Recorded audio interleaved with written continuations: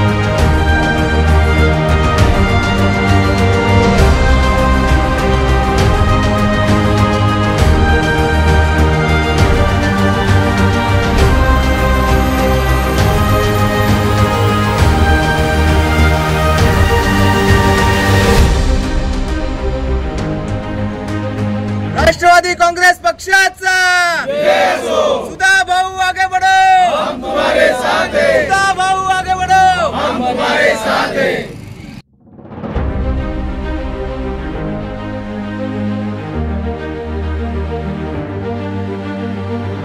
नेरळ येथील राष्ट्रवादी काँग्रेस पार्टीच्या जनसंपर्क कार्यालयाचे उद्घाटन राष्ट्रवादीचे नेते आणि रायगड जिल्हा परिषदेचे माजी उपाध्यक्ष माननीय सुधाकर घारे यांच्या शुभ हस्ते पार पडलं।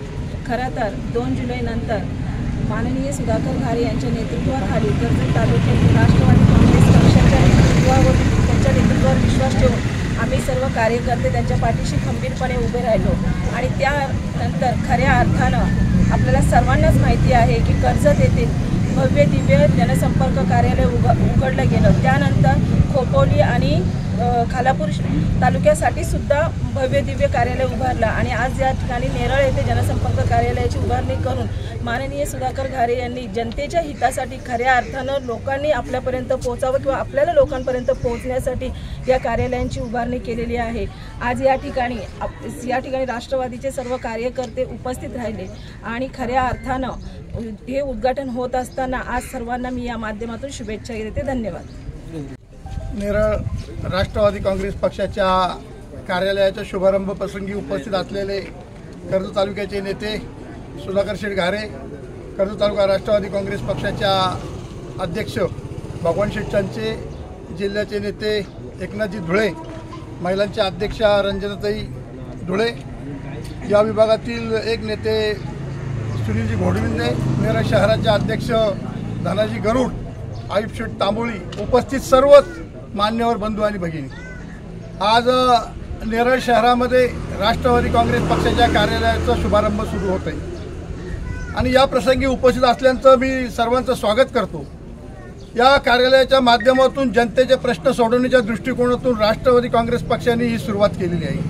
कर्जतला कार्यालय झालं, खोपोलीला झालं, खालापूरला झालं ना, आज नेरळ सारख्या शहरामध्ये राष्ट्रवादी काँग्रेस पक्षाच्या कार्यालयाच्या शुभारंभ प्रसंगी उपस्थित असताना येऊ घातलेल्या लोकसभेच्या निवडणुकीमध्ये मग तो उमेदवार कोणी असो, लोकसभेचा उमेदवार कोणी असो, जो देईल त्याचं काम आपल्याला करायचं आहे। ही आपल्या राष्ट्रवादी काँग्रेस पक्षाच्या कार्यकर्त्याची रंगीत तालीम आहे। 2024च्या निवडणुकीला सामोरं जात असताना विधानसभेच्या निवडणुकीमध्ये आपल्याला सुधाकर घारेंना आमदार करायचं आहे आणि म्हणून या प्रसंगी मी सर्वांना विनंती करील की एक रंगीत तालीम आपल्याला आता येऊ घातलेली आहे।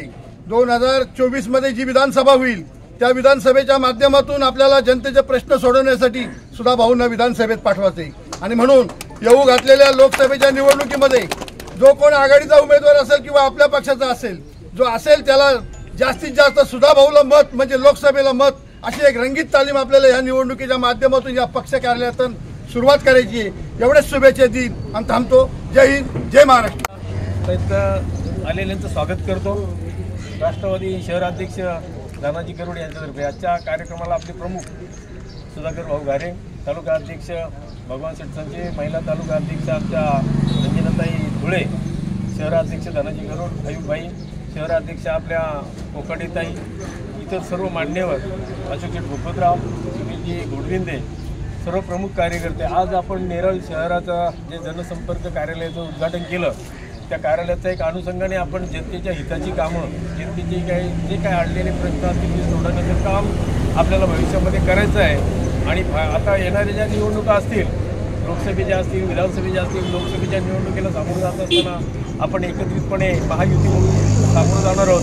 तर त्याच्यानंतर भविष्यामध्ये आपण आताच म्हणणार नाही, पण भविष्यामध्ये कधीही ज्या वेळेला निवडणुका लागतील त्यावेळेला आपल्याला आपले सुधाकर भाऊ घारे यांच्या माध्यमातून आपल्याला विधानसभेमध्ये आपला एक नेतृत्व पाठवायच्यासाठी आपल्याला हे जनसंपर्क कार्यालय आपण स्थापन केलेलं आहे. या कार्यालयाच्या माध्यमातून आजपर्यंत सुधाकर भाऊंनी अनेक प्रकारे चांगली कामं जी केली, तन मन धनाने सगळ्या लोकांची सेवा करत आलेली आहेत आणि याच्या पुढे ते करत राहतील. मी तसेच धनाजी गरुड यांना अध्यक्ष म्हणून त्यांना सांगेन की ह्या जनसंपर्क कार्यालयाचं आपल्याला जे काय आपण काम करणार आहोत, लोकांच्या उपयोगाची, लोकांच्या हिताची कामं, लोकांचे जे काही प्रश्न असतील सोडवण्याची कामं, जसं सुधाकर भाऊंनी तन मन धनाने केलं आहे तसं तुम्ही तनाने आणि मनाने करा. धनाने नाही केलं तरी चालेल, पण काम करा ही मी तुम्हाला विनंती करतो.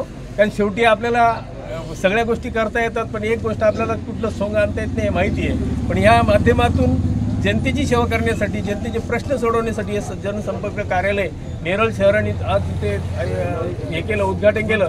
त्याच्या सगळ्यांना मी शुभेच्छा देतो आणि भावी आयुष्याला सगळ्यांना मी चांगलं आरोग्याने चांगलं आयुष्य लाभावं अशी विनंती करतो. धन्यवाद. राष्ट्रवादी काँग्रेस पार्टीच्या आजच्या कार्यालयाच्या उद्घाटनाप्रसंगी उपस्थित असलेले आपले सर्वांचे नेते अशोक शेठ भूपतराव, जिल्ह्याचे नेते माझे प्रमुख मार्गदर्शक धुळेसाहेब, तालुक्याचे अध्यक्ष भगवान शेठ चंचे, महिला तालुका अध्यक्षा रंजनाताई, नेरळ शहराच्या अध्यक्ष धनाजीदादा गरुड, नेरळ शाळेच्या महिला अध्यक्षा कोकडेताई, युवकांचे तालुक्याचे अध्यक्ष स्वप्नीलजी पालकर, उपस्थित सुनीलदादा घोडविंदे, अरुणदादा कराळे, आयुब शेठ, उपस्थित आरकी कोळंबे, उपस्थित सर्वच प्रमुख मान्यवर, माझ्या महिला भगिनी असतील, सर्व राष्ट्रवादी काँग्रेस पार्टीचे प्रमुख कार्यकर्ते असतील, आमच्या अल्पसंख्याकांच्या तालुक्याचे अध्यक्ष सरफराजभाई टिवाले. आणि आज मी प्रथम या कार्यालयाचं ओपनिंग झालं असं जाहीर करतो. आपण कर्जत तालुक्यामध्ये आपल्या विधानसभा मतदारसंघाचं ऑफिसचं ओपनिंग केलं, त्यानंतर आपण अशोक शेठ खोपोली शहराचं ओपनिंग केलं, नंतर आपण खालापूरमध्ये केलं आणि चौथ्यांदा आपण आता नेरळचं करतोय.